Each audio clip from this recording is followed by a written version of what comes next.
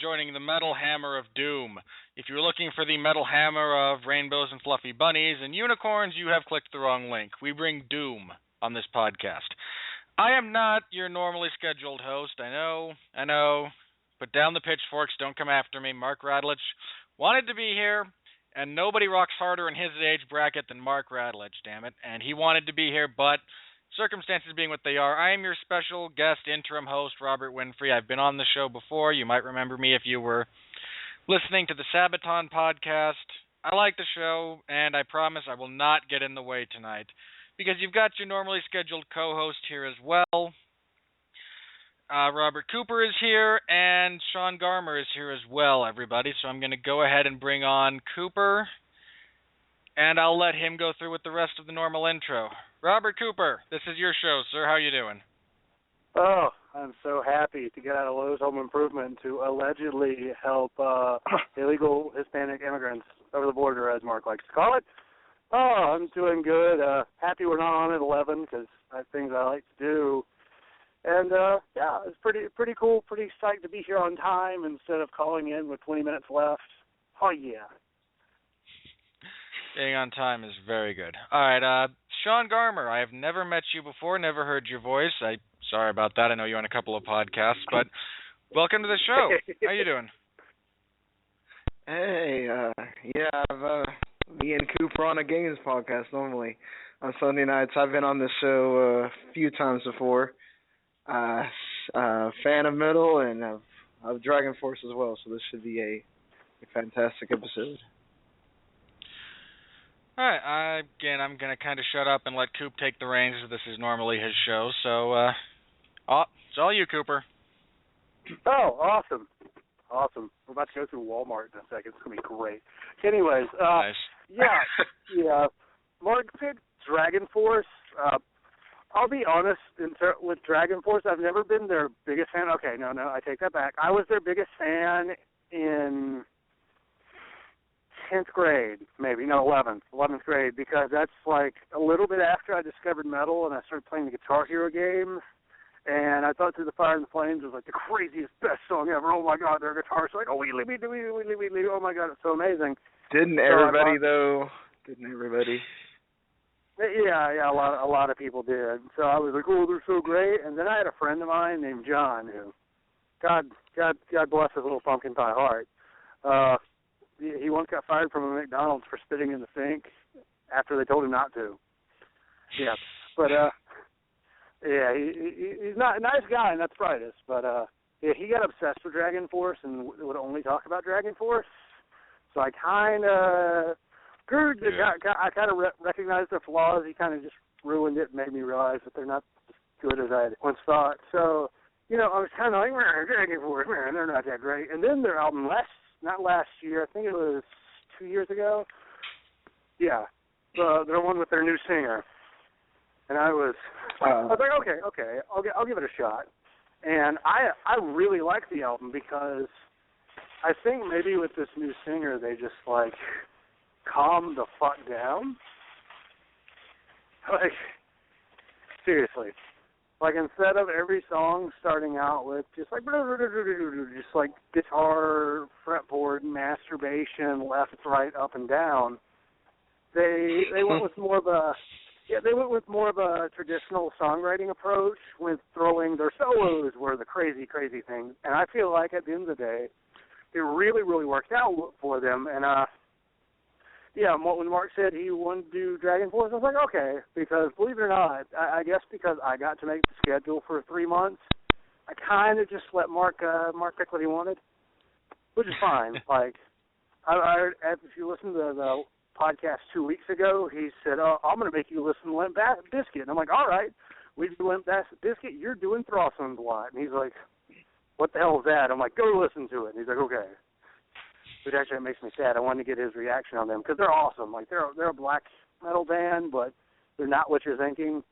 Like, the first song starts out with, like, the piano what you would hear in a saloon. And it's, like, nice. really, it's like, you know, that folky black metal that you hear a lot. It's really good. I loved it. And I knew that would be the only way I could get him to do it is if I promised I'll do Limp Bizkit. And he made a good point, because if you've ever listened to me and Mark when we hate the album is when we're at our best. Because, a little spoiler for this one, most of this album I'm a little on. Like, it's solid. I mean, there'll be some songs I'll definitely get into that I really liked. And there's some other ones that I'm just like, it's a song, whatever. It's kind of like those fights on, like, the Ground and Pound show. You're like, yeah, it was there. It was nothing spectacular or, you know, I say that game-changing. way too often, don't I? Yeah.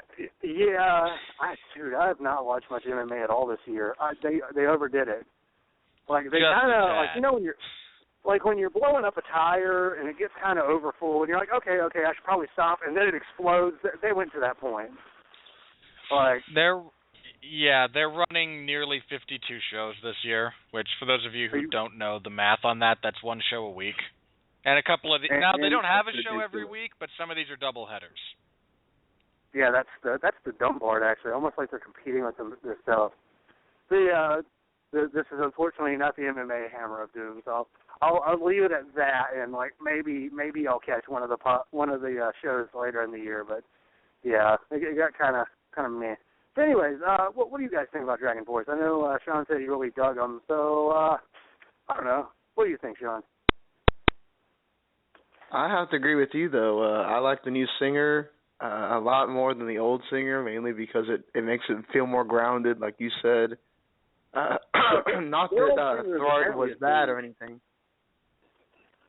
Yeah. Their old singer was apparently just a giant douchebag because his other band went kaput too, because he was a giant douchebag.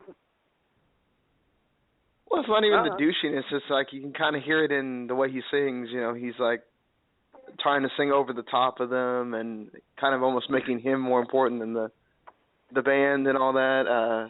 But I agree with you. It feels like there's an essence to this band now instead of just, let's all freaking go crazy with everything we can do. And I know a lot of fans hate that they changed, but sometimes change for the better. You just have to get used to it. I just thought of like the perfect allegory for this. Okay, we're all wrestling fans. I know that. Any of the listeners, you're probably wrestling fans. Okay, you get those indie guys that just want to put every move that they know in there, just every single move in their match, just flipping and jumping and everything. And it's appealing to the defensive, and it's kind of fun to watch. But at the end of the day, it doesn't really stick with you like, a Flair Steamboat Classic. Like, I feel like they kind of went from indie spot monkey to legitimately decent wrestlers. Like, they kind of went back to some basics and got it kind of worked in there, and it's working out a lot better at the end of the day. That's a fine analogy. Yeah. I was going to say the same thing.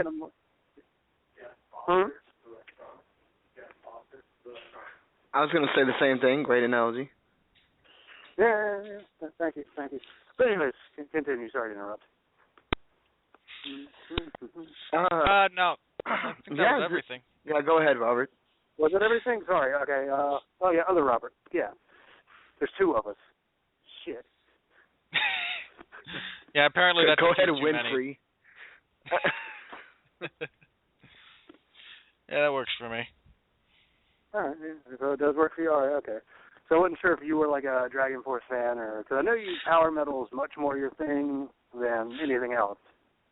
No, I'm down with DragonForce. My introduction actually was, I know most people kind of became aware of them courtesy of Guitar Hero. A little bit before that, I had a friend of my brother's who brought in a burned CD to the car we were all riding in, and he proceeded to play. I couldn't tell you the album. if you put a gun to my head, really. But I think this would have been either, I think it was probably Valley of the Damned or Sonic Firestorm, for those of you who care about such things. I would, but I don't have a computer on hand, so you get a pass. No, I'm looking at it. I just don't remember what album it was. It was one of those. I'm guessing it was one of those two based on the time frame and the general sound. But no, so I listened to them in a car blaring through speakers that were just slightly distorted. How all good metal should be listened to. I maintain that, by the way. If you can't listen to it through speakers blaring so loud they're slightly distorted in a car with at least two other guys in the car with you, and you can't rock out to it, it has failed on some deeply fundamental level. But that was my introduction, and then they got on the radio a little bit, and my Pandora station kicks them up every now and then because they kind of fall in line with my general tastes.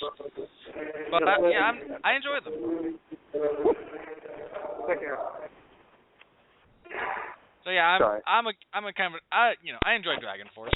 I mean, I agree with you guys. Their early stuff is just kind of crazy in that it doesn't make a whole lot of sense, and then now they've kind of calmed down.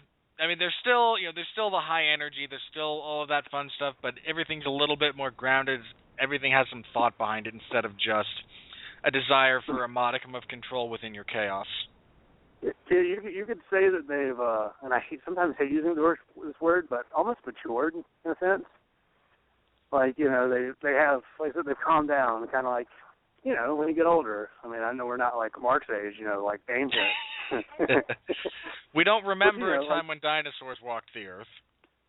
Oh yeah, I mean, not only he remembers it. He got like all the T-shirts, everything, autographs. It's great. He was around when we're not of the generation that remembers when the phrase "it's older than dirt" was just, it's not that old.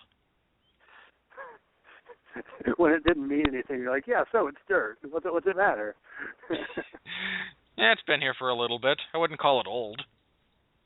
Yeah, that's right. Yeah, that's offensive to the dirt. But anyways, yeah, I think that's all for the introduction. I know you've got the controls at your hand, so I guess to preface this, how you doing? Hi, doing pretty good. I guess we should go ahead and start with the first song, Wouldn't It Cold? Oddly enough, and for some stupid reason, there's no reason throughout the song, The Game. Yes, first song on this album, the album in question is Maximum Overload. Yeah. Apparently their inspiration from this came from being stuck in an airport where everyone and their dog was on a computer, was on a screen of some sort, be it smartphone, laptop, what have you, and they just decided it was an appropriate general theme. Yeah, the first one here is The Game. It has nothing to do with Triple H to all the wrestling fans out there. And here we go. I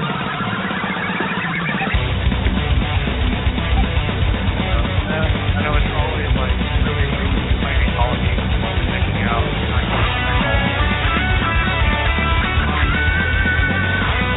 Good ear. Once again, told me it's okay, but this path that I'm taking, I'm lost in the deep end. One last time, nevermore. Told me it's alright. Is it the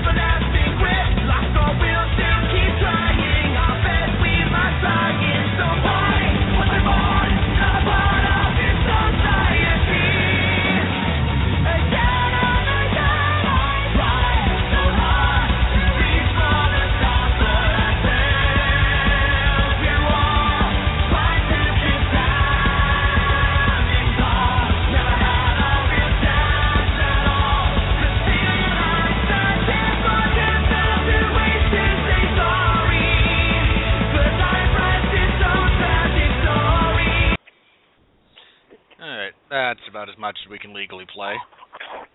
Unless we avoid. Hey, I don't know, on the Dream Theater podcast, I think Sean was on that, if I'm not mistaken. I had to play like 4 minutes just to get anything that wasn't an intro for like half the song. Like such a jackass. So I'm like, oh God, like I hope their lawyers aren't like, oh, Dream Theater podcast. All right, I could dig that. All right, who's hosting this? Well, I know who I'm suing now. Welcome to our overly litigious society, everyone. Seems a bit of a kind because of an people are really there. gonna not buy the album because we played too much of the song on here. Well, I mean, that usually only happens if it was shitty, and that was a decent album. So yeah. All right, so a bit of the social commentary there coming out of the game, the nature of human existence, current society, all that fun stuff. So, Mr. Cooper, your thoughts on the game? We're not going to touch his, we're not discussing his long-ass run as World Heavyweight Champion on Raw, because no one wants to remember that. That reminds me of a really shitty pod I made the other day. My friend's like, we were talking about Evolution. One of our friends got really angry. I'm like, well, you can't, not bring up Evolution. They practically ran Raw in 2003. And he just looked at me like, shut up, Coop. At which point he references, no, I believe in creationism. What? That's normally the point, like, where the wrestling nerd says, well, no, they ran Raw for, like, 2 years. And then everyone else looks at him and goes, no, we actually meant, like, the theory of evolution versus creationism, the missing link, all that fun stuff, and then you just become the missing link. I can get into him, too. Wasn't he WCCW? A little bit of that, yeah.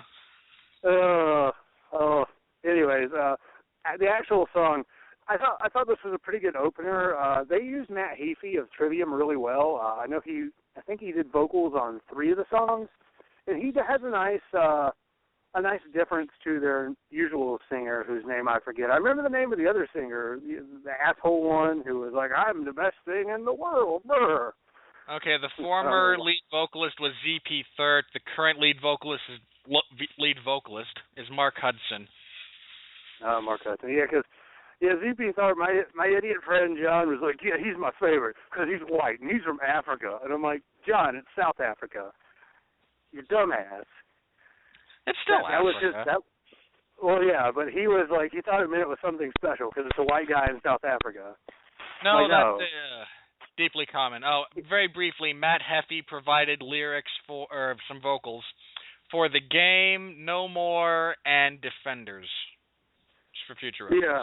We're going to get to all of those. Yeah, he did I think we're just doing the normal 10 songs. But yeah, I thought he was great. He was utilized really well in the for the opener. I really enjoyed it. I wasn't listening to the lyrics as much, but I kind of felt like no, I'll take that back. I really did notice lyrics in some of the songs, but I didn't really notice much of the lyrics in this. It just kind of, I don't know. I guess because they're DragonForce, I still haven't quite taken them seriously yet. Yeah, but yeah, this was a pretty solid song, a good opener. This is what I was kind of expecting and hoping for, because if we got something that was just like, oh, weedly, I would have been like, whatever.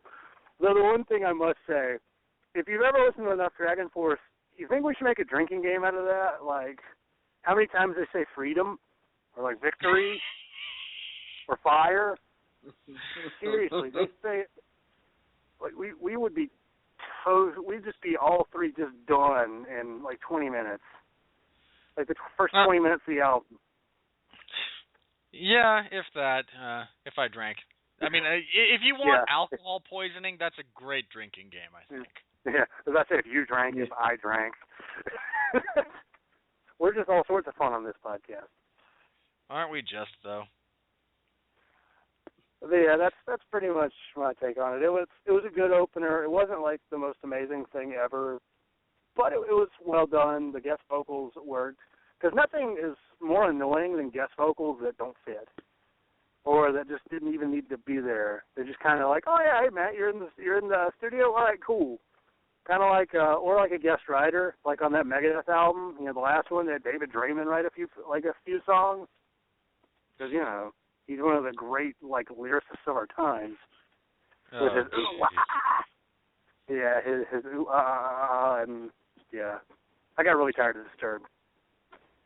As though we didn't have enough problems with Super Collider. Oh, that album. That album pissed me off because I had gotten Mark to sing why I love Megadeth so much, and then we got that. Because he's like, I didn't really listen. He's like, I didn't really listen to any Megadeth before that. I can see why you really like him. All right, Super Collider. Shit. Sean, do you have any thoughts on the opener there? It was a pretty solid opener. It gets into what DragonForce is pretty quickly, but then you also get the new kind of grounded DragonForce there with just they're singing about actual kind of real stuff instead of, they do get into some of the fantasy stuff later in the album, but I know a lot of people that are into the power metal, they just want that, they want to hear about what they dream about all the time, and it's sometimes it's okay to have real themes in your power metal, and I like the whole standing against things, the standing tall kind of thing, and whatever. I think Mark Hudson really does a lot better on this album. You can see it from this song. In The Power Within, the song's already written. He just kind of came in and did the album. This is the first album where the songs are written for him, and you can tell, especially as the album goes on. But really solid. And everything kind of melds together really well. So just a rocking song to start it out. All right, that brings us to track number 2, titled Tomorrow's Kings.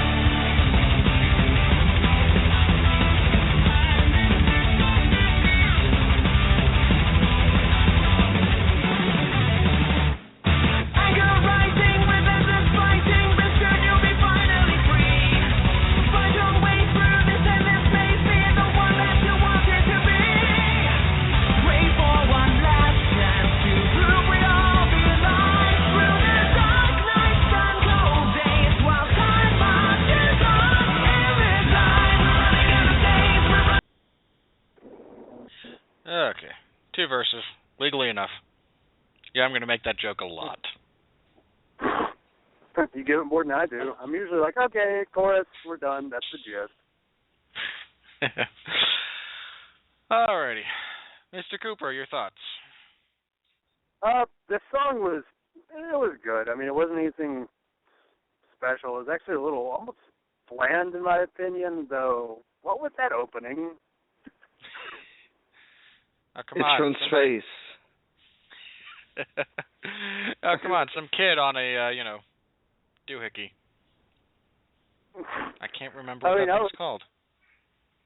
I mean, I was fine with it because it was different, but I was just like, huh? What does it have to do with the song? I don't know. I guess it sounds cool. But yeah, this maybe Tomorrow's King, so it's like the Future Kings or whatever. Future. I'm guessing. Yeah, futuristic sounds from 1980. Oh, is that what that was? I'm guessing. I thought it sounded. I was like, I thought it sounded like dust was blowing or something. I was like, okay. Yeah, that's pretty accurate as well. Yeah, they're just blowing dust. But anyways, yeah, this song was. I didn't find it to be really anything special. Again, I didn't really look too much into the lyrics of the song, but this actually felt like a song off of a band called Freedom Call. They had an album that came out a few years ago. It wasn't a very good album, actually. It was really bland. But it kind of reminded me of that because they were very up-tempo and happy, and this is a very positive, kind of goofy power metal song. And I'm like, this reminds me of Freedom Call. Alrighty. Sean, your thoughts? Yeah, I like the way it starts out because, like, Robert said, it's different. And then it kind of goes into, what DragonForce is again. A lot of this album this is what DragonForce is, basically, but toned down. I like the lyrics. It's a little bit, it's not so much it's kind of like the fantasy kind of put in a modern day spin on it. I like the way the tempo kind of moves around. Context. Yeah, I mean, but there are songs that just totally blow into the complete fantasy with nothing modern in here, but this one works well in doing both. I like the one thing I do like about this a lot more is that, like what Robert kind of pointed out, we're not just going full force crazy. We're blending everything together, and then we let them do their guitar stuff when the solos come around and when the time calls for it. It's not like overbearing, blasting you with everything where you feel like, okay, enough, They're picking their spots. Yeah, that's how it should be. It helps it mean something. A great guitar solo means something when it's, embedded in a regular song. If the whole song is nothing but, guitar riffs and solos going crazy, it all kind of muddles together. Yeah, well, especially if that's the whole album. Now, I think, don't they have an instrumental on this album? I could have swore they did. Or maybe it was... No, not on the first 10. Okay, maybe it was because I wasn't looking at the track listing. Maybe it was the ending of one song and the beginning of another just melding together. But, I mean, yeah, I don't mind, one, really, just one, really crazy song, but when you do it for every song, I'm just like, what's so special? Which then again, that's kind of, they almost did the opposite on this album. Maybe it's a little too restrained at times. I don't know. It's entirely possible. Thing too. They're used to having real long songs, and they have much normal, the peak is 5 minutes. 3 Hammers, which we'll get to in a little bit, is 5 minutes and 50 seconds. Sun is Dead is 6:30, but I think that's it. Mm-hmm. So, 6.5 minutes is the longest song they've got here. Wow. Usually they're 7, 8, 9. They're like a test of endurance. Well, those are always fun, aren't they? Like the All right, aftermath we're going to marathon this. It's the aftermath of Taco Bell. It's a test of endurance. It's funny because Taco Bell's awful. I still like it. I still like it because I like bad things. Like Marmaduke. Wait, you mean the movie? I like it in the sense that me and my best friend went and saw it and made fun of it. Yeah, that's the last we'll be hearing of Mr. Cooper for the evening. It was an absolutely horrible movie, but it is great to make fun of because it has the same plot as Mean Girls. Same plot. Which is also good to make fun of because Tina Fey is pretty terrible. Yeah, she kind of just plays Tina Fey. Yep, like Michelle Rodriguez. Alrighty. Moving on. Number 3 we've got here is just titled No More. And this is one of the shorter songs. It's only 3 minutes and 50 seconds, which is darn near a blink of an eye for most of these songs. So here we go with No More.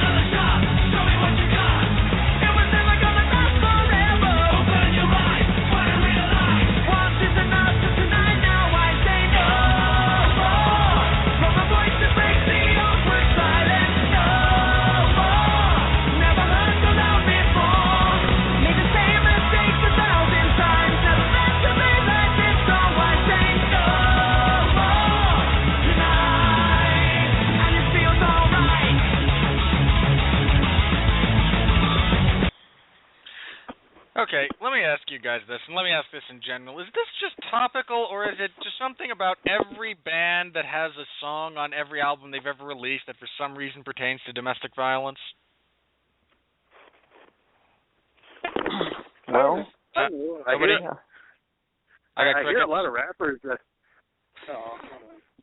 No, I don't actually have a cricket soundbite. I need one. well, I mean, it's kind of apropos right now, you know. Yeah, courtesy of the NFL. Yay for the idolization of people who do nothing necessarily all that special but get treated that way from an early age. That won't cause problems later in life, will it? Assistant manager. There we go. All right, so, yeah, we got you. Okay, sorry. I accidentally pressed 1 and it went to my voicemail. That was wonderful. Anyways, I was going about, there's plenty of songs about domestic violence. Usually it's about beating that bitch, but anyways. Look at Eminem's discography. Man, I love me some Eminem. But he sure does like to talk about beating women. But, well, shoot. Well, at least he's not homophobic, right? That's been established. That's right. You know, maybe next time he just needs to like do a song with like, I don't know, some domestic violence victim. They're like, look, guys, I don't want to be women. Yeah, we can get Eminem and Rihanna. That'll work out. And they can cover Hit Me With Your Best Shot. Yes. Got that in there again. Maybe cover some Ike and Tina. Too funny. Anyways, I haven't really noticed there's that many songs about domestic violence, but I was making a joke more than anything because just mostly to do with the subjective nature of music and the fact that because a couple of football players have engaged in this horrible practice that's been plaguing humanity for a long ass time, it now becomes an issue, but what do I know, right? My favorite. Yeah, that's my favorite thing. So I was like, this is nothing. And then Ray Rice. Thanks, Ray Rice. You ruined everybody's fantasy football team. Just everybody. Asshole. And then you got her marry you. Good job, you Machiavellian fuck. Anyways, where was I? Yes. Song. Let's see, the song. I was going to make a joke. No more. Yeah, please, no more. Everyone listening is now saying that. Yeah. The song, it was good. I didn't hear as much Matt Heafy this time. I don't know. Maybe I just didn't pick him up. But it's another song. It's a song. This is going to have like almost the Children of Bodom effect. We're like, that's a song. This is one of the part of this, I feel at least, is you got a new singer, so there's always a transition phase when that happens, especially on lead vocals. It seems like this album in general, you have a few songs that are really, you kind of see what they're going for, and then you have a fair number that are just kind of fall in the transitional cracks, where you can see where it's going a little bit, but in execution it kind of falls a tad short because everyone's still kind of reassociating and getting everything together creatively. I kind of felt like they were over that because, like I said, I really, really liked that last album, surprisingly enough. I haven't heard a whole lot of the last one, so I might just be I might be hearing something different than you guys are. So feel free to disregard my comments. Well, I don't think you're necessarily wrong in the sense, like I said. I felt like maybe they were saying themselves too much, which is ironic because usually I'm just like, oh, through the band, it's just like, brrr. But that maybe we could have used something a little different. Like, I mean, the next song is really, really fucking good. Mm-hmm. But we didn't get like a whole ton of like that was like an epic power metal song, and a lot of the albums are like, oh yeah, power metal, yeah, that's a thing, we play that. Wheedly. Okay, good, go home. I think that was their last live concert, wasn't it? I'm pretty much like word for word. Yeah. They didn't even play guitar. The guitarist just got up on the mic. He's like, Wheedly. All right, guys, we're done. Next. Oh, just like Journey's guitar, man. What, does he not even play guitar anymore? I think he's dead, isn't he? I don't know. Well, that's my go-to in like all... Sorry, go ahead. I was saying, if he rises from the grave and starts playing guitar again, I'm going to be a little afraid. I mean, Keith Richards plays guitar, and he looks dead, so... Yeah. All right. Cooper mentioned the next one we're going to hit here, DragonForce 3 Hammers, which, for those of you who haven't heard it, if this is your thing, this is pretty awesome.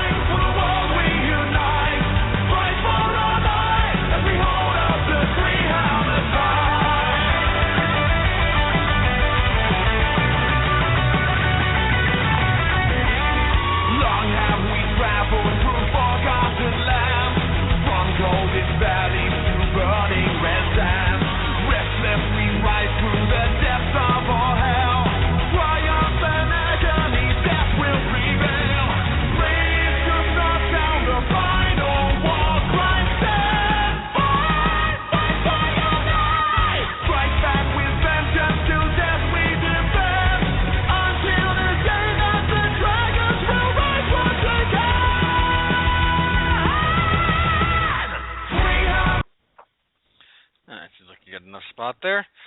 Well, we're now fully ensconced in your traditional power metal fantasy genre. But, when you guys were talking about them being restrained, this is kind of, I feel, the epitome of that. Everything makes sense. Everything is clearly discernible to the ear. And I really enjoy that. I really like that song. So, Cooper, what are your thoughts on that one? Oh, that was perfect timing. Perfect. It just got into my room. Oh, thank God. Anyways, this song was far the best song on the album. It was, it was long, but there was a reason for it to be long. It was really epic and good and awesome. And I honestly thought the song would suck because the song named Three Hammers sounds really dumb unless you're referencing like the MC Hammer and like Hammerfall and then the Hammer of Doom. There we go. My old news column. There we go. I was struggling to find the third hammer. I'm like, oh, shit.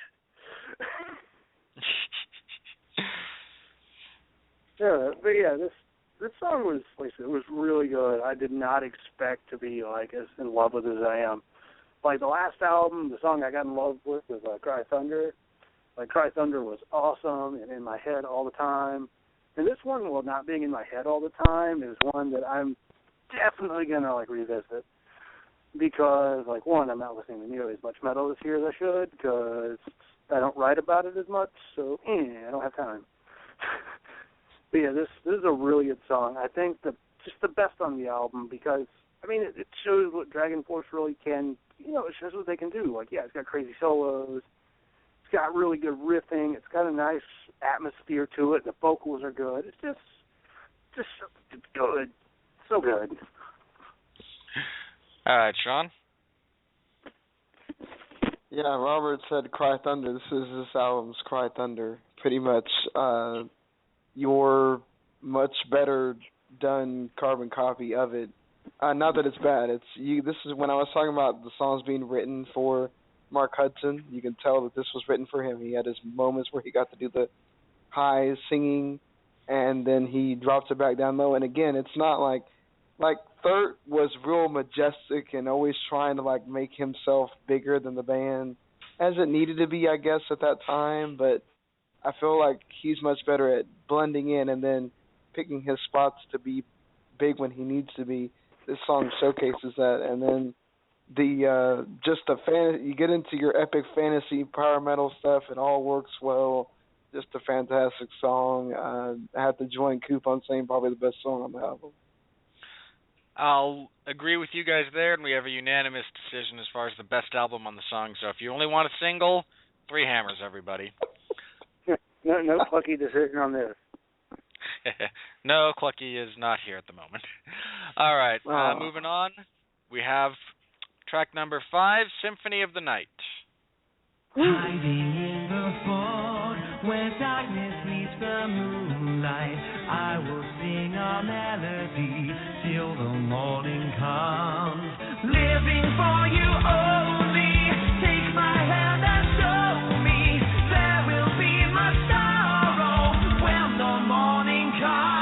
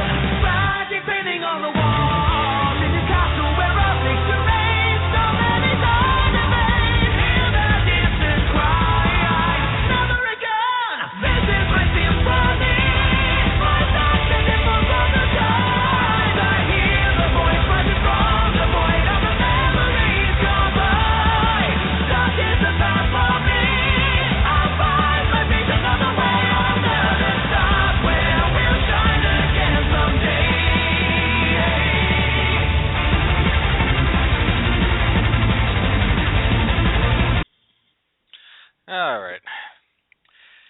You know, I would be a much bigger fan of that song if that were an actual harpsichord in the intro there instead of an electric piano type thing. Just my 2 cents there. Because I love the You like the Castlevania reference, Scoop? What? So you like the Castlevania reference? Yes. As soon as I told him like Symphony of the Night, I'm like, got all excited. Not every day I get to be like, oh boy, Castlevania. I mean, I do that like every day, but I don't get it. I don't get it as much in I don't get it as much in music.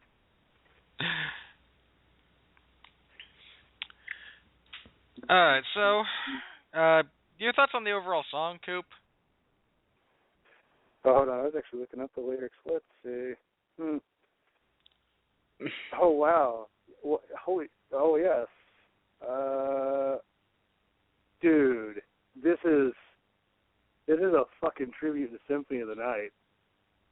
Oh, goddamn. Yeah, all right. We're gonna need Cooper's gonna need a moment. He's gonna have a cigarette. He'll be back in a little bit here. Sean. Yeah, I caught on to that. I'm not like totally in love with Castlevania like Robert is, but I played enough of the games. The Symphony of the Night is still the greatest game in the series, and I could tell pretty quickly within like a minute or two that it was a sort of a love letter to Symphony of the Night. It's done really well. I like the soft opening there with him kind of just singing it by himself, and another one of the better songs on the album. Yeah. You should have finished Symphony of the Night, by the way. Just saying. You need to finish that game. I will at some point. I actually have to play that now that you guys have recommended it to me. Oh, dude, you need to totally go play it. It's on. You can find it on the... you can buy it for the PS1, but that ain't cheap. You can get it for 360, PS3. It's on the arcade and the PSN store. Like $10. It'll last you a long while. To this Metroidvania.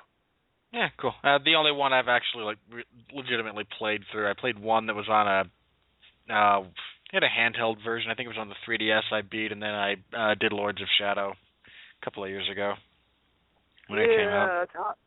Todd sent me that game to borrow, and I totally need to send it back someday. Yeah. Yeah, that was a good one. The 3DS one was in a similar vein to Symphony of the Night. They made it much more like it because the fans were like, "What the fuck?" And they did that with Lords of Shadow 2, and I totally should have reviewed Lords of Shadow 2 for the site, but then I was like, I'm lazy. I hear you. All right, in the same vein of Symphony of the Night, we have the follow-up, The Sun is Dead. Now, that is S-U-N, as in the giant star that provides all life on this planet. Not S-O-N, like, well, my son is dead, I want someone to kill that shark. And I do like Jaws. So I don't mean that derogatorily.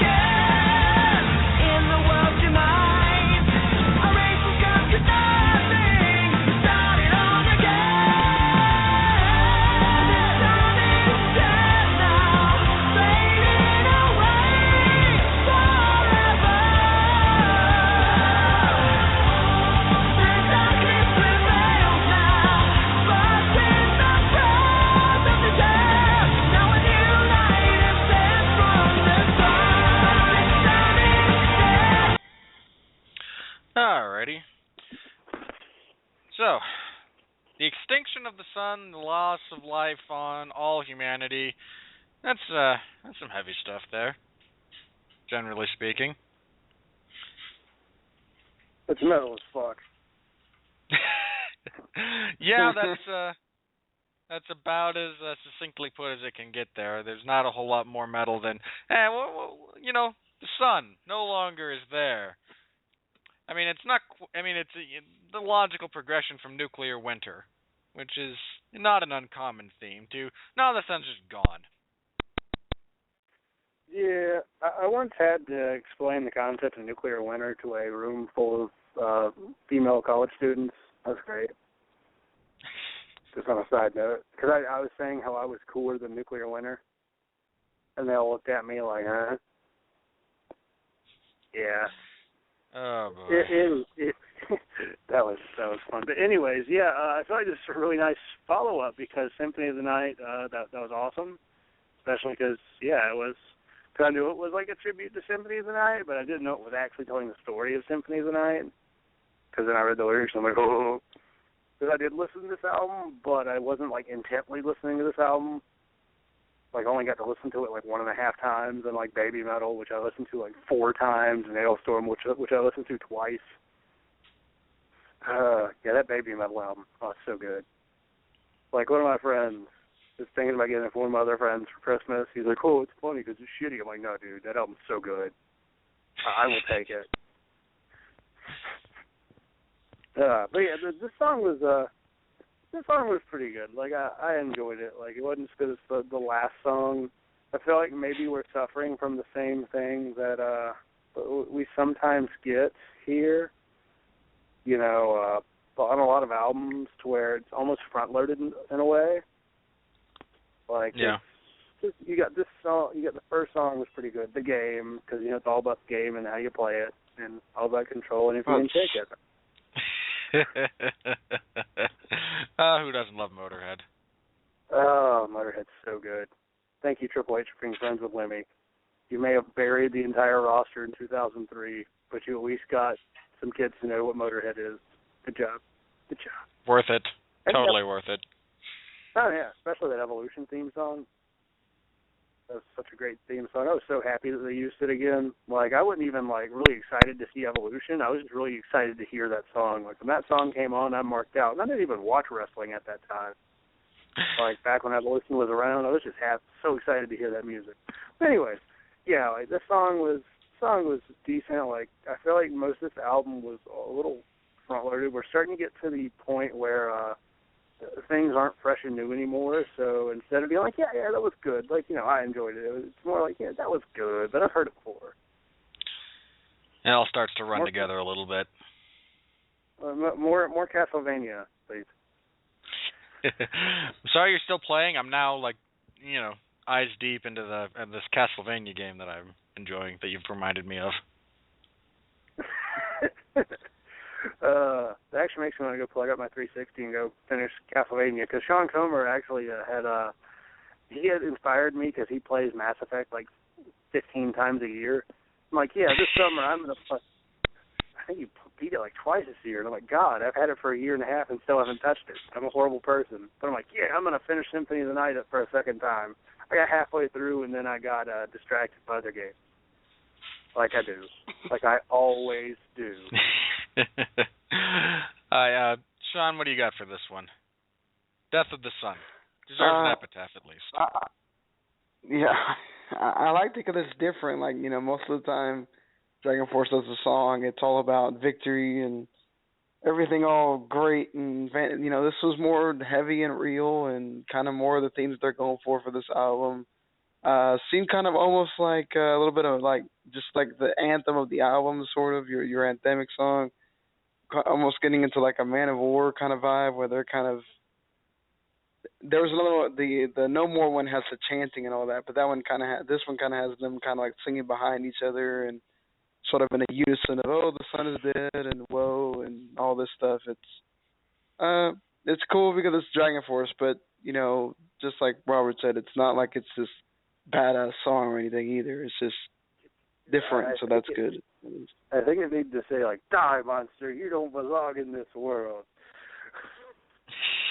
And they get into the whole speech of what is a man but a miserable pile of secrets. But enough talk. How about you? And just throw your goblet. and for you, Robert, that's the intro to Symphony of the Night, pretty much. It's like the first prequel stage. In case you didn't know. I did. So thank you. Okay. All right. Now I sound like a jackass. I'm like, yeah, you person who didn't play the game. Here's a reference you couldn't possibly understand. It's okay. Yeah. It's an internet meme. I'm used to it. 80% of what goes on in the National Football League goes over my head, and that's what most people around here talk about, so I'm just perfectly happy. It's okay. I loosely understand the context, and I'm okay with that. Alrighty, moving on. We have track 7, Defenders.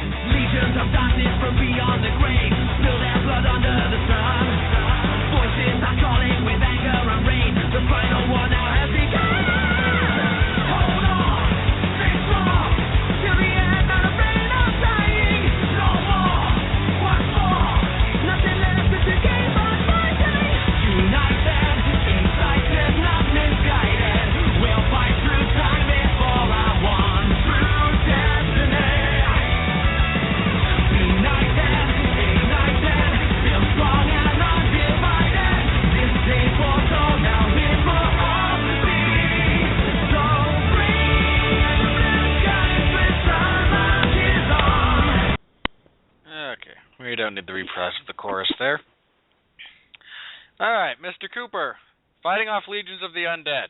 Seems a fitting theme for the last several songs, yes? Yeah, we went from a Symphony of the Night tribute to, I guess you can just say the next song kind of continues that a little, and then you got fighting off the undead. Which, hey, this is kind of getting back to the more classical roots of the band with what, people do with power metal, which is, an awesome thing about power metal that you really don't see in many other genres, at all. Me, Sean, and Mark once had a talk about how metal talked about everything, especially, mythical stuff, and, you don't see that in, any other genre. If fucking 50 Cent dropped out of the sky and started singing about rainbows and shit, he started, doing raps about killing the undead, I'd be like, what? Huh?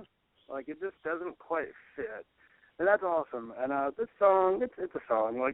I will say, even though I constantly, poop on the fact that they're wheedly, because I'm a little bit of a jackass sometimes, this this song was kind of a breath of fresh air. Like, it was kind of classic DragonForce, which is fun. I'm fine with a little bit of remembering what the hell they do. Yeah, this song was solid. I enjoyed it. It was just another song, though. Well, it seemed to me, at least, like the last few songs we've had have definitely been that slower, more restrained kind of pace, and this one had a bit more of the flair that they had it with, like you said, kind of the classic stuff that got them first noticed. Sean, your thoughts on this one? Yeah, they definitely have the jet boosters on this one. It's definitely more DragonForce, especially with the theme and all that, too. This was kind of like the No More song in that you don't hear Matt. The last two songs that have Matt Heafy, you don't really hear him at all, except for where they chant the No More and Stop part. That's the only time you kind of get that he's there at all. The rest of it's really just DragonForce. So kind of feel bad for Mr. Heafy. He's there on the big single track, but the other two he's kind of just not even there. You wouldn't know he's existing there. If you got to be on one, you do want to be on the big single at least. Unless it's that single. Unless it's that single sucked ass. All right. Well, with that kind of out of the way, moving on. Let's see. All right. Up next, we have, I suppose, kind of in theme with Defenders, we have Extraction Zone.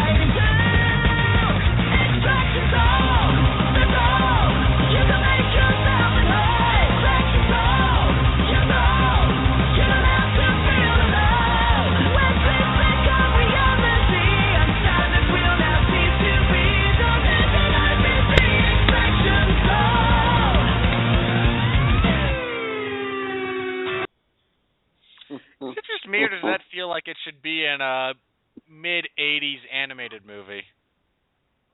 No, I feel like it should be in the middle of Galaga or something. Yeah. For some reason that feels like it should have been in the Transformers movie. That was my thought.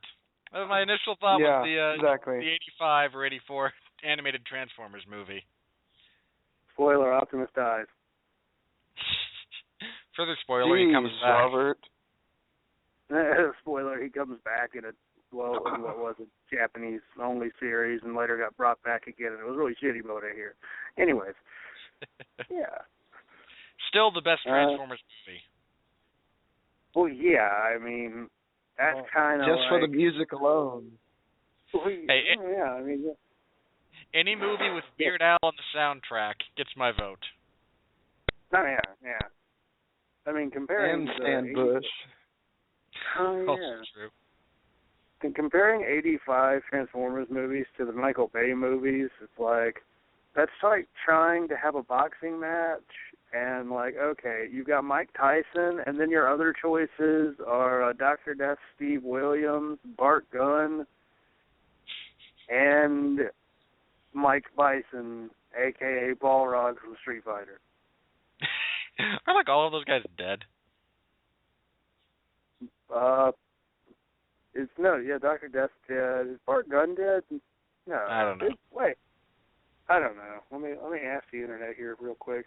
And Balrog from Street Fighter, he's still kicking.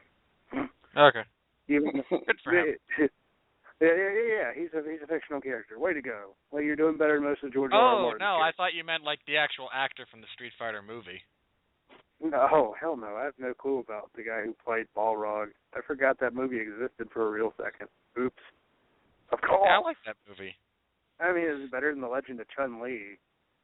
Dude. Then again, like, trying to play a flute through my ass is better than, like, The Legend of Chun-Li. I mean, it introduced Taboo. It introduced Taboo with the Black Eyed Peas to the acting world. Yeah, that was one of those poor decisions. All right. Back on track. Extraction Zone. Since Coop's looking something up for a second here, Sean, I'll start with you. What do you got? What do you got for this one?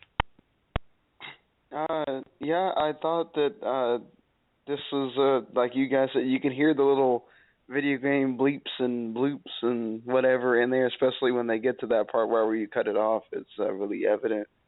It does have a little bit of the, I guess you'd call it 80s excess a little bit in there too, where it's a little bit too much of the old DragonForce. Like, okay, we didn't need that much. But this is where I think Hudson shines a bit, because if this was third, he would have tried to falsetto of everything, and it would have been ridiculous.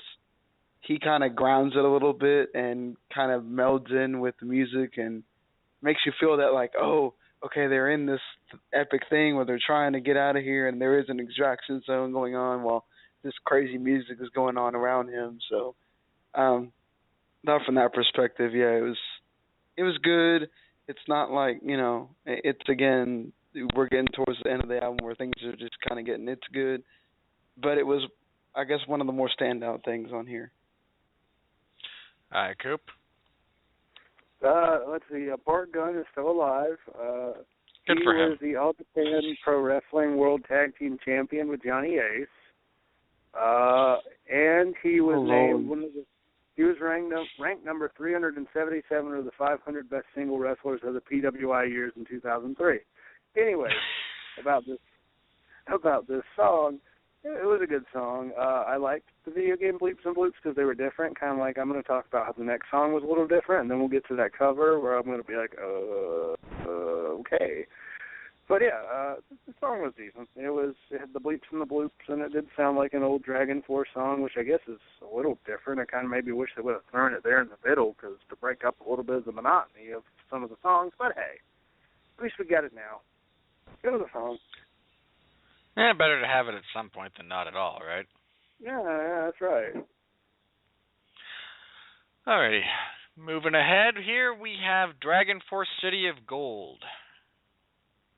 El Dorado, in the Spanish parlance.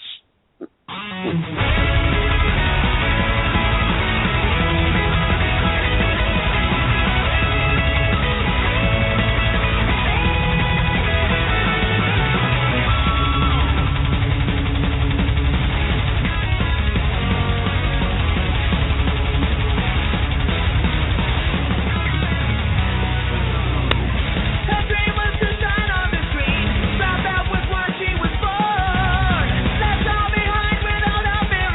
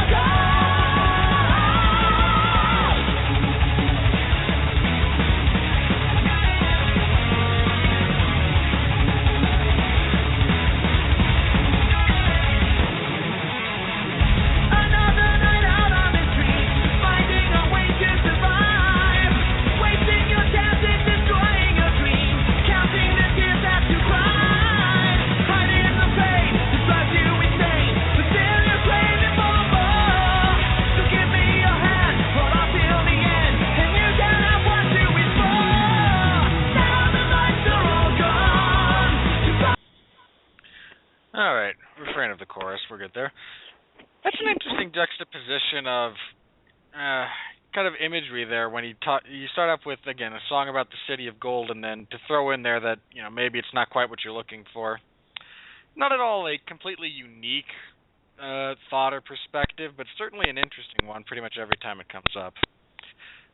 All right, Coop, City of Gold. Again, I jokingly refer to it as El Dorado. What do you got for this one? When I was looking at some of the stuff on the album, it said this song, part of it, was kind of created, and they were listening to some old Sepultura, I think is what it said. Yeah, of all the things. DragonForce listening to Sepultura. That's new. But yeah, this song was actually really interesting. When I was listening to it, I was like, they kind of slowed down a little, maybe did a little breakdowny thing, which, usually I bitch about breakdowns. I really don't like breakdowns very much, but if DragonForce does a breakdown, I'm kind of interested, because when the fuck did they ever do a breakdown? Like, yeah, they did some stuff with this song that was really kind of interesting and different, and I really commend them for that. It was a great way for them to, I almost want to say end the album, because sometimes I feel like when you put a cover at the end of the album, that's almost just like bonus material of sorts, even though if I listened to the deluxe edition, I would have had like 18 more songs to go through. I'm with you on that one. As far as cover tracks feeling like bonus material as opposed to a legitimate end to the album, it's supposed to be more of a neat extra than a genuine capstone to what you're trying to do. Yeah, especially the ending of this album. Oh God. I take it you and I might disagree a little bit here, because you seem less than thrilled with it.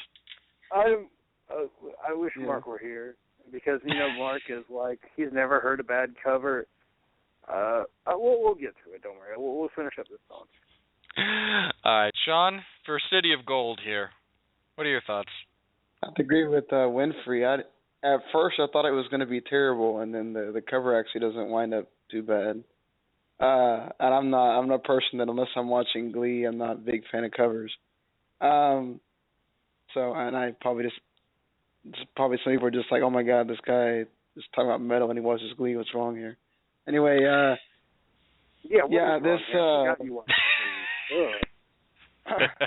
so does Jeremy and a bunch of other people. So there you go.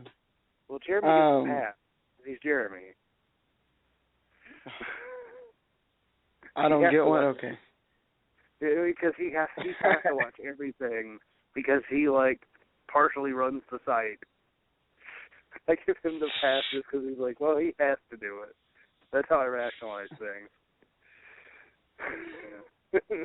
I kind of agree with Robert. Just I like the fact that they kind of did a lot of different things. The breakdown was pretty awesome. I like the lyrics. It's as Mr. Winfree pointed out, kind of the juxtaposition there. It's a fitting, pretty much like, I agree with you guys. That whole putting the cover at the end of the album thing is kind of like, okay, here's the end of the album. Here's just this throwaway song that we did. Hope you like it. Bye. I mean, I guess it's better than like the last Arsis album had a cover of Corey Hart's Sunglasses at Night at track 7 out of 10. Like a thrash metal band with black thrash band. They have the black metal vocals going on, kind of like Skeleton Witch. Yeah, like that band doing Corey Hart's Sunglasses at Night, and there were 3 songs left to go. So usually, if you gotta throw it somewhere, I'm all for throwing it in at the end, because at least it's not messing with the album. But yeah, I guess damned if you do, damned if you don't. I'll bitch anyways, because I'm a metalhead. I don't know. I almost feel like maybe if you started off with the cover, just get it out of the way. Your album starts with your cover song, and then we just move on from there. All right, this is here. Let's get on to the real stuff now. All right. But since we've talked about the cover a little bit, let's go ahead and introduce this one to you guys. Yes, DragonForce, the great British speed metal band that we've been talking about for the last hour plus, closes out Maximum Overload with a cover of the Johnny Cash classic Ring of Fire. That's right, everybody. Wrap your heads around this.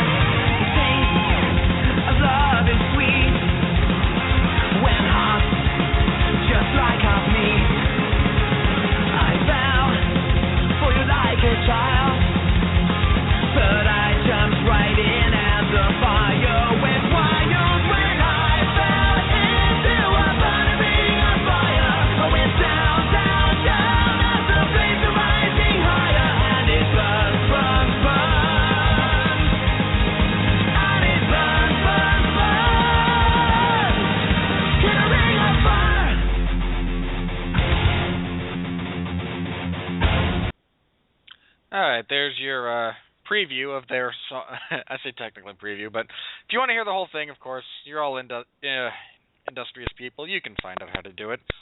Now, Coop, again, I think you and I are going to disagree on this a little bit, so let's go ahead and get your opinion out here. You're not a big fan of this? Hearing it a second time, it's a little better. It just really didn't do much for me. I mean, I guess on one hand, this is definitely an interesting cover. This isn't like they were like, fuck it, yeah, we'll play it straight. No, they DragonForce the hell out of this. And it does work in that respect, I guess, because I'm not going to say I'm a huge fan of the song. I go, oh, Johnny Cash, best thing ever. Like, yeah, I like Johnny Cash, he's fine. Like, I've really heard a lot more of his, like, old country stuff than the Man in Black stuff, but, you know, what have. Anyways. But, this was an interesting cover. I guess it just didn't really click with me, but it was fun. I'll say that. It was a fun cover. It wasn't quite my thing in terms of, like, what it did technically, but hey, different strokes, different folks. Yeah, all right. Sean, you seem to be a little bit on the, the flip side here from Coop, so DragonForce covering Johnny Cash. How'd this one go for you? Yeah, I'm a big Johnny Cash fan, so I didn't know how I was going to take this when I saw it. But I think if you like DragonForce, you kind of it's like DragonForce doing Ring of Fire. It is what it is. I mean, they don't overblow it either, so they don't just totally take the essence of the song away. You can definitely, I mean, with the rest of this album, it kind of works because they're going for a more heavy, real feel. Well, that's he's talking about some real stuff in that song. So I mean, it's not. It kind of does go with the album. I thought it was fine. It's a fun little song, and I don't think it's like I've read some people just totally think it's the worst thing ever or whatever. I don't think it's that. Oh, those people need to see more Ben Stiller movies because there's nothing worse than Ben Stiller on screen. Just for some, y'all need some perspective, everybody. Your hatred for Ben Stiller makes me giggle. Good. It's pretty serious hatred, but I'm glad I can bring joy to the lives of others with it. All right. Personally, I'm not a huge Johnny Cash fan, but I am a fan, and I was a little nervous when I saw this. Like, wait a minute. Kind of like Sean here was, just not sure how it was going to play out, but it played well. I mean, there's a big issue I feel with covers in general where a lot of times it seems like they kind of lose the spirit of the song they're covering. And that has nothing to do with the style of music that's covering and where it comes from, where you take it, all that. It's a really kind of bizarre, ethereal thing to say that they kind of betray what goes on within the heart and soul of a song. And while DragonForce, again, this is DragonForce doing Ring of Fire, it still has the essence of Ring of Fire there. And I think that's kind of what, at least for me, keeps it from being too odd or maybe too much of a clash, or, you know, like, again, some people on the internet who, they never overreact to anything, think it's the worst thing ever. So I'm in favor of it. I was a little leery at first, but a couple of times through the song, I'm with it. I like it. I dig what they were able to do with the whole thing. So final thoughts here, then we'll do plugs and we'll be wrapping up. So overall thoughts on the whole for Maximum Overload from DragonForce. Coop, let's start with you. Oh, it was kind of like it was like a mid-range overload. Like this album was, I will say, solid yet unspectacular, which is ironic because it's DragonForce. The spectacular is their thing. But, you know, like, you've got the opening track, you've got the three hammers, you've got Symphony, and then you've got the next to last song where they just kind of change it up. But otherwise, a lot of this was just kind of like, oh, yeah, that was a song. Like, if you're a DragonForce fan, yeah, you're going to like this, which is something I usually say about most albums. Like, yeah, if you're a fan of Band A, you're typically going to be kind of happy. Like, yeah, like if you were a fan of old DragonForce, you might be kind of disappointed because there's not a whole ton of crazy guitar moments here. Like, there are some, the solos, sure, but otherwise it's a little restrained. Some of the songs are a little bland, but, you know, that happens. I'd give this probably about a 6.5 out of 10. Like, you know, just around that average point, because I know 5 is technically average, but I kind of look at 7 as like an average. Like, it's a little below average just because a lot of it's forgetful. Like, maybe if you ask me tomorrow, I'll give it average. Like, yeah, okay, 7. It's 7. It's average. So I was thinking, I'm like, well, it's not below average. There's some songs that I really liked and some stuff I really enjoyed. I guess at the least it's inoffensive. To, like, I could listen to this and be like, okay, yeah, cool, yeah, I listened to this. I won't remember most of it, but, yeah, like, I'll remember the songs that I liked. It's not going to be like where I was like, fuck yeah, this album is the greatest thing I've ever heard all year. No, not that. It was a DragonForce album. All right, Sean?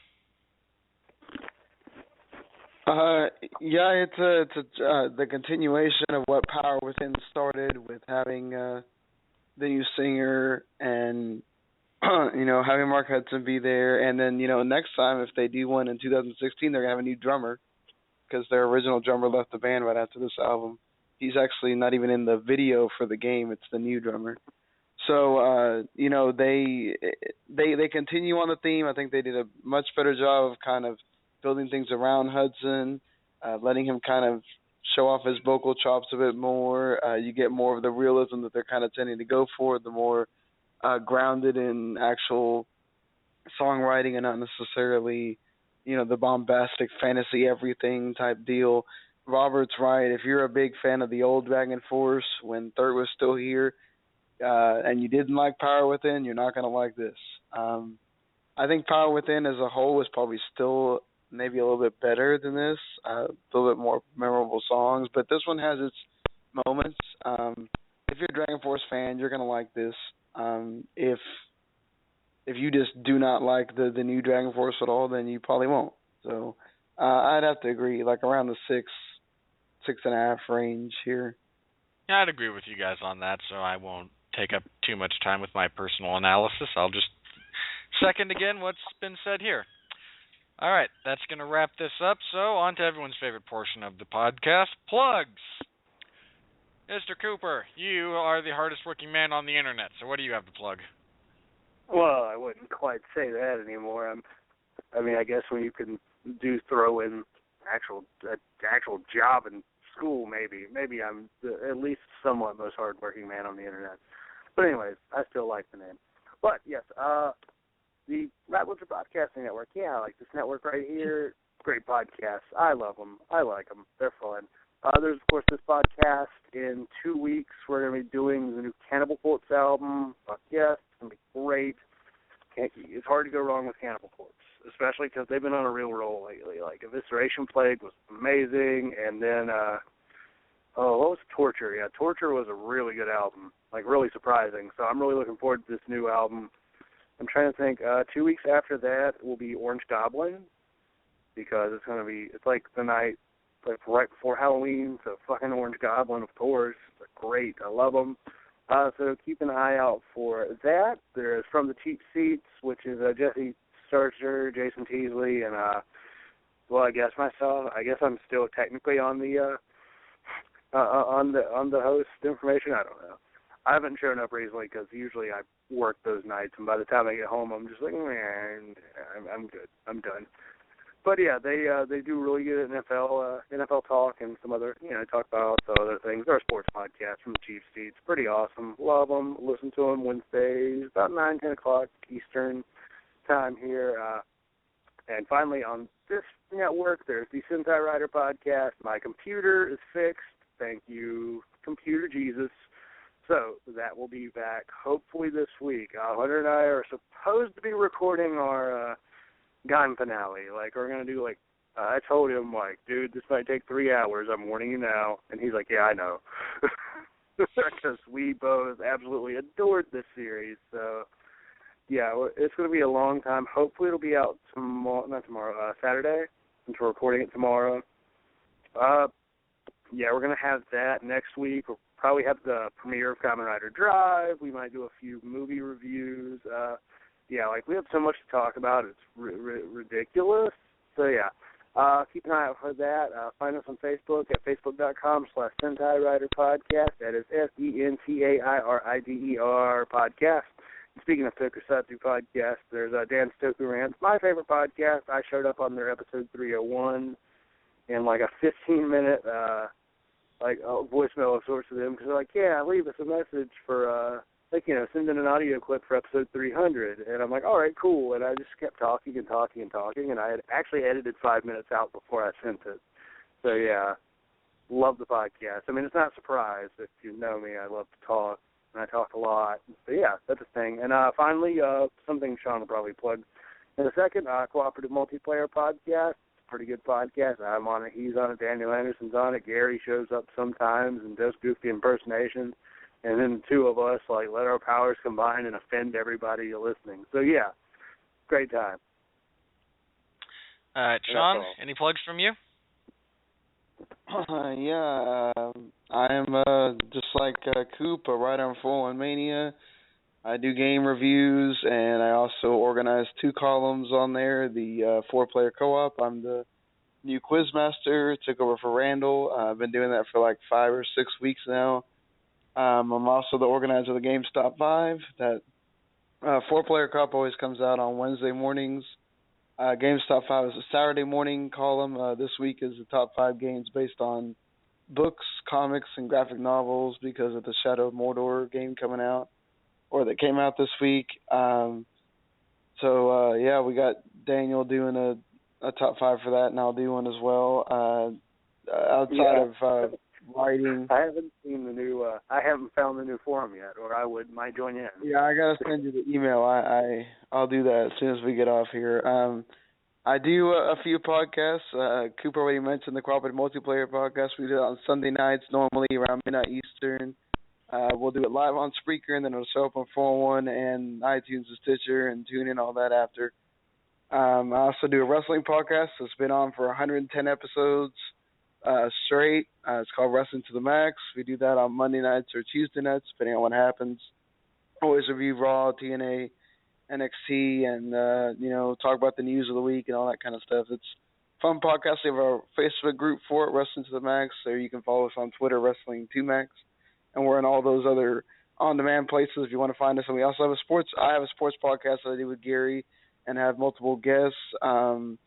It's called Football to Football, where we kind of focus on football and soccer. But we, last week we did a Major League Baseball playoff preview, and then this week we're doing a NHL hockey season preview with a few people. So, we just talk about sports, and we don't do it often enough, but we're going to try to get back on that. So that's it for me. All right, I'll make mine short and sweet then. I have a weekly column in the MMA Zone of 411mania.com. Every Friday, you can find my byline up there if that's still a thing. With the new website design, I'm not entirely sure. This week, I'm talking about Rory McDonald and his big opportunity coming up on Saturday. The one previously, I talked about why you should all be watching Demetrius Johnson, because he's awesome, damn it. It's Demetrius Johnson. All right. Speaking of Saturday, it's a doubleheader for the UFC, for all fans of MMA. The morning, starting at, I believe, noon Eastern, UFC Fight Night 53, coming to you live from Sweden, just like IKEA, and good meatballs. Headlined by Rick Story and Gunnar Nelson. It's Sweden, the home of, like Swedish death metal, the Gothenburg death metal, meatballs, IKEA, and white people. There you go. Very. Oh, and Alexander Gustafsson. Yeah, good old Gustafsson. All right, so Larry Zonka will actually be covering that because I don't want to do two cards back-to-back. 16 hours of that is just a bit much. But in the evening, I forget the start time Eastern, UFC Fight Night 54, live from Halifax, Nova Scotia in Canada, headlined by Rory McDonald and Tarek Safadine. Ought to be a heck of a fight, 5 rounds in welterweight. I will have your live coverage for that one, so stop by, say hi. I appreciate it. Might be pictures of chickens. Possibly the critic, Mr. Sherman. And, Patrick Bateman might even stop by if something's really awesome. Because I like American Psycho. And, of course, chickens. Papa Shango is always... I don't think he's my voodoo curse has not hit this card yet, so shenanigans are bound to occur during the actual broadcast. My podcast, I have a couple.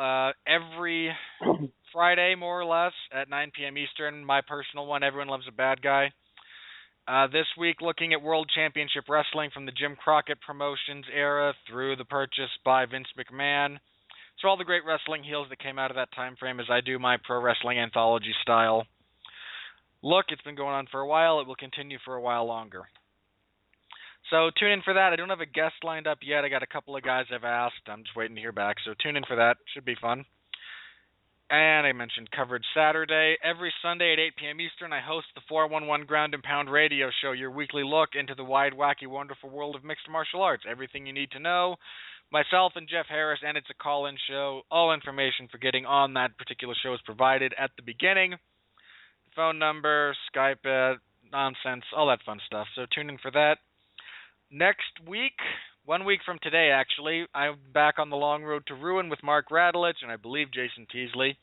And we are tackling the Final Destination franchise, where there really should have only been one. All right, but you can all look forward to that if you're a fan of that franchise, or just the show in general. Be sure to check out the Radulich and Broadcasting Network. We have a Facebook page. Please like us. We appreciate it. We're also on Blog Talk, iTunes, Stitcher. You can find us there easily. Just type in Radulich. I'm pretty sure there's just the one. Subscribe, rate us. We appreciate it all. You can give us comments, criticism, feedback, all that fun stuff. But that wraps us up here, so I'm stealing Mark Radulich's outro line again. Remember, everybody, be well, be safe, and behave.